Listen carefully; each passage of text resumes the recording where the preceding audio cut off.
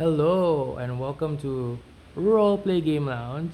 I'm JB and you're looking at the game board of The Edge Dawnfall.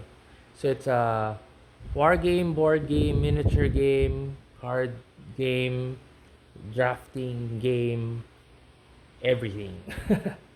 So this is how you set it up. So I've got two boards out. If you want to play up to four players, multiplayer, free for all, or two versus two, like a team game. But this is set up for 1v1. So first the board, and then you have the dice. So yellow dice and red dice. The yellow dice is free to roll, and then red dice you have to pay for it. So this will be more explained when we go to combat. Uh, there are neutral, crystal, and charges piles. So those are crystals, and then these are charges. So those are also used during the game. And then the dice roll to determine the first player, because the first player will choose whether he's going to be the positioning player or the countering player.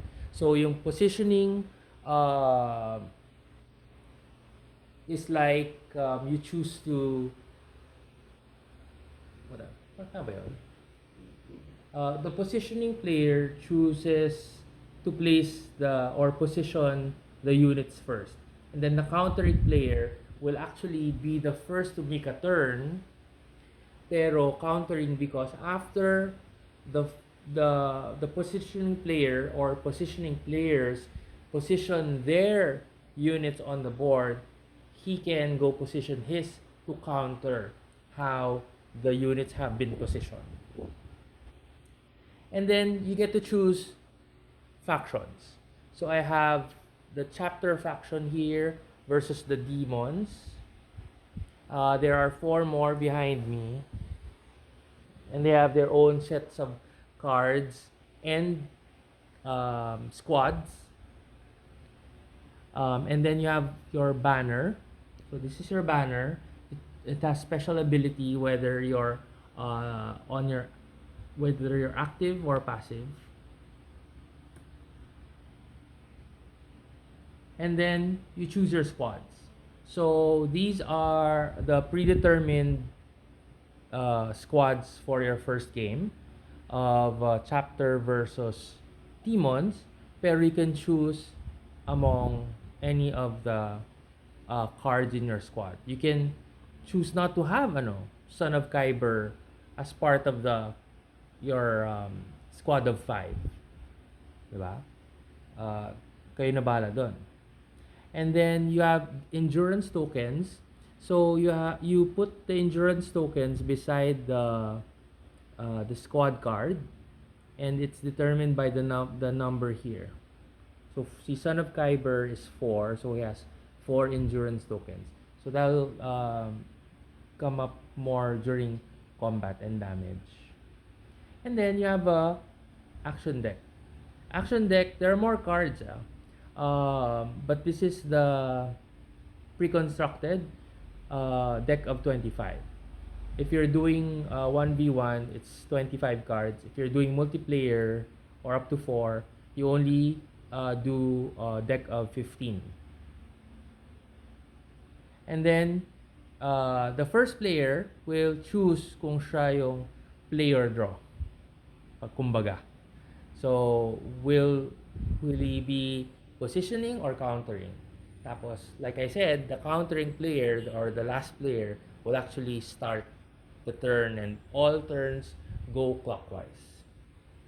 You have your shrines. Each faction has their shrines, so you put them anywhere. May rules lang how you cannot or where you cannot put shrines. Kunwari, masyadong malapit sa isa pang shrine, gano'n, or sa crystal sources. So these are crystal sources. So these are where you get crystals from. You can mine crystals from these sources.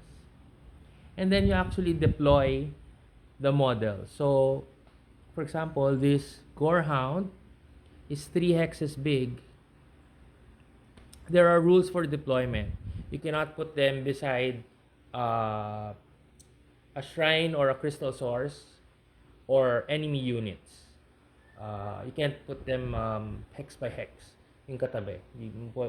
Kung may naka-deploy na ganyan, hindi mo siya pwedeng lagyan ng ganyan. Also, you can only deploy inside the space. You cannot cross spaces. So this is a space. Itong 7 na hexagon na yan, that's a space. So you can only deploy inside there. You cannot cross boundaries of the space. And then, if you have multiple units, kunwari itong ranger, and the pilgrims have 4 in a squad. So, if you deploy one unit of the squad, the other unit needs to be beside any one unit of the same squad. Now, pag yun, pwede na maganyan because it's not one hex. It's not violating the rule, right? Kunwari ito, Son of Kyber cannot be placed ganyan kasi it's violating. It should be in one hex. Ganon din sa movement, and we'll be discussing that in another video. Tapos once all the models are deployed, the victory markers are placed. So these are the victory marker of each of the factions. Tapos once your what's this called? Your faction token gets to your victory marker, you win. So that's one of the win conditions. And then the other win conditions are if you lose all of your models, if they all die na, you're dead. If the victory marker reaches the end of the victory track, you win. Sorry, wait. The play of the current player's turn will end. After that, the player with the most victory points wins. And then when any action deck is depleted, again, play the current player's turn to its end. After that, the player with the most victory points wins. So victory points ang bilangan. During your turn, you can choose whether you're going to be active. You can play cards, you can activate a squad, and then you go to end step. Or you can do a passive turn wherein you harvest crystals, and then you can charge enhancements, refresh crystals, etc., or refresh your banner card. So that's a quick setup of the Edge here at Roleplay. More videos to come.